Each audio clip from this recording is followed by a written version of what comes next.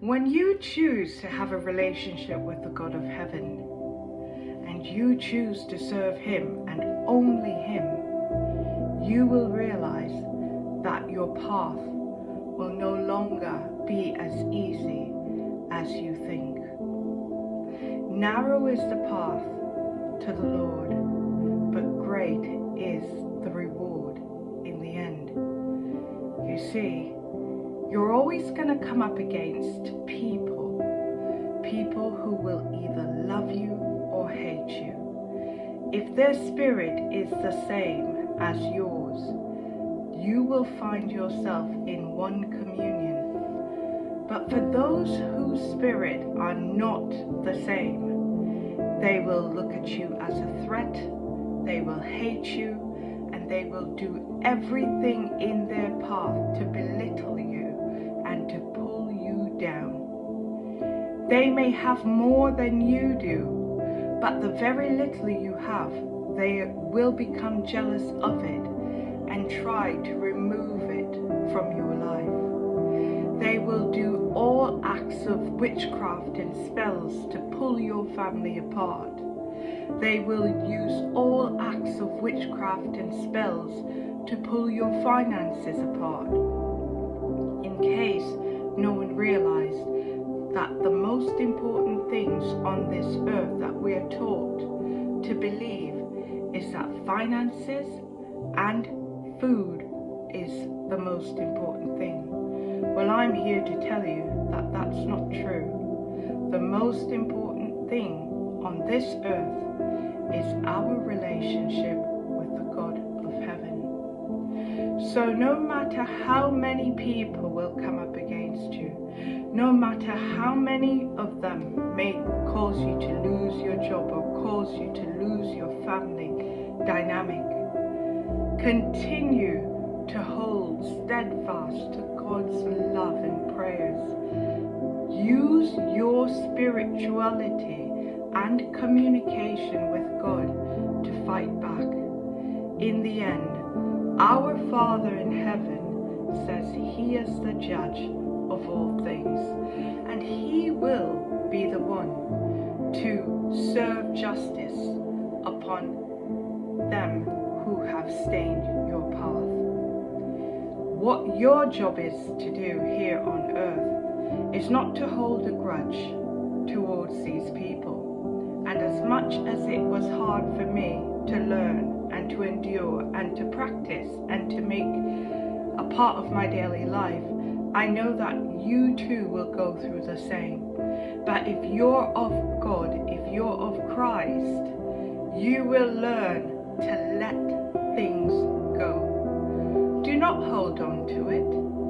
Learn to let it go, because when you learn to forgive these individuals, you are releasing yourself from any negative tension. Yes, over time the spirits of evil will continue to whisper things in your ear to try and get your heart to think negatively. But it's for you to learn to filter those things out and flush them into the lake of fire. Forgive those individuals, because even though you've forgiven them, does not mean that they will not have judgment upon their lives. Some may last and enjoy life for many years before they see their judgment. But vengeance is mine, saith the Lord. We ought not to fight fire with fire here on this earth. But at the end of the day, when someone has done us wrong, there is no greater power than when you bow your knees and your head in front of the God of heaven, and you bring all of your worries and your pain, even though He already knows it, but it's important that He hears it from you.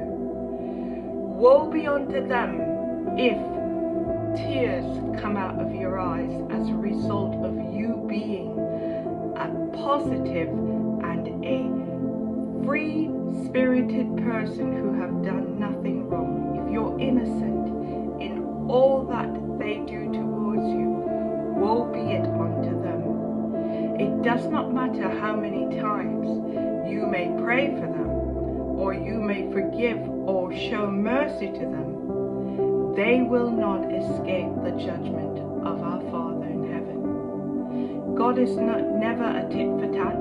He's never, you do this and then right away I'll do another.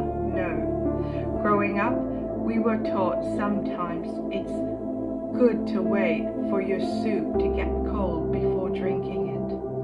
And in American language, they always say revenge is a dish better served cold. Well, revenge, it's not for you. Justice is for God. That's what we need to learn. We need not fight these individuals, because as much as we may have it within our spirits to fight back and to yell and to scream, it does not help. I'll tell you a quick story of a leader I once had that every single day this leader degraded me, put me down. Every time someone would come and ask for my help and I would go over to help that individual, even though this leader was not capable of helping that individual, that leader would demand that I return to my seat.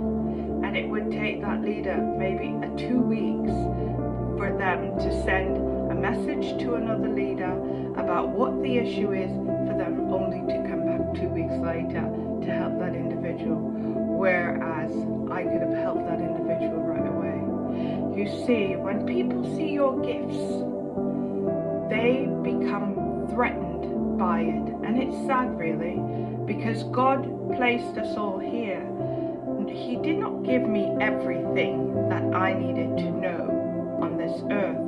But what he did, it's clever really, he gave me a gift and he gave someone else a gift and someone else, so that we would learn to collaborate and to become one. But so often people see us as not being who we truly are.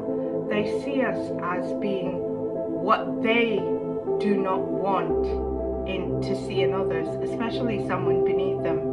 For someone beneath them to know more than they do says a lot.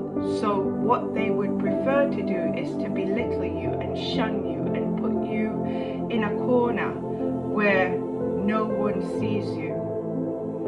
Many times I wanted to report that leader, but every time I would, he would use sort of like a gaslighting. Oh, you know I was just joking. Oh, you know this. He threatened to fire me. Only HR can do that. And even when I finally had had enough and I brought the issue to HR, they did their own investigation, and at the end of the day, I was the one reprimanded. It took me 6 months of being on leave to try and heal myself, and in order to go back to work. The good thing about returning was that they gave me a new leader.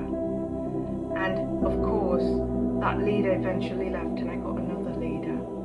And that leader eventually left, but only to find out from those leaders that the reason they left was because of the toxicity in the environment for which I worked. After reporting that leader and going back to work, I would park my vehicle right under the cameras because I arrived early every morning, and I want to be very aware of my surroundings. So for safety, I would park directly under the security cameras where they could see me come in and out each day. And one day I went to my vehicle and my driver's side window was completely busted in. I started crying, of course, not knowing what to do. I drove home 3 towns from where I lived with glass flying through my hair, flying in my face, doing everything that I could just to make it home. Another time, shortly after that, it was about 2 weeks later, my tires, I was driving to pick up my husband on a Friday. We normally carpool on a Friday. And the nuts on my tires were completely loose. My husband's a mechanic. Safety is always first. Before we leave in the morning, he walks around the vehicle and he checks everything to make sure that we're good before getting on the road. But all of a sudden, all these things started happening. Even with the busted windows, I went to the security. I asked if I needed to call the police. They told me no, they would do their own investigation. I asked them for a copy of the security footage. They turned around and told me there was nothing seen on the security footage and they would not provide me with the security footage. It took them weeks to come back to me, at which time it was too late to even make a report to the police. You see, people are always going to come after you when you tell the truth. Telling the truth may relieve us of the strength and the weight that we have on our shoulders, but it doesn't mean that these individuals will not retaliate. But as I've been growing up, I've always been taught to tell the truth. And it's important for everyone out there who's listening to this video to realize that you have to have resilience, you have to have strength, and you have to keep going. With the tires, thank goodness, I made it to my husband's work. And again, he's a mechanic, so he was able to wonder why it is that all these tires were loose. Since then, people have followed me, people have surveillanced me illegally. People have done many things to me, but here I am today, and I'm telling you that I'm here because of the grace of God. You see, I did not want to explain or to start speaking my story, but God has asked me and has told me that now is the time, that someone out there needs to hear this, that someone out there will find reverence from hearing my story. It doesn't mean that you go back after these individuals. It does not mean that you fight them. It does not mean that you try to retaliate against them. Instead, put your mat down. Get down on your hands and knees. Leave everything at the foot of God. And if you don't believe me, watch and see what happens next. I hope that this message meets and greets the ones that need it the most. We'll talk again soon. Bye for now.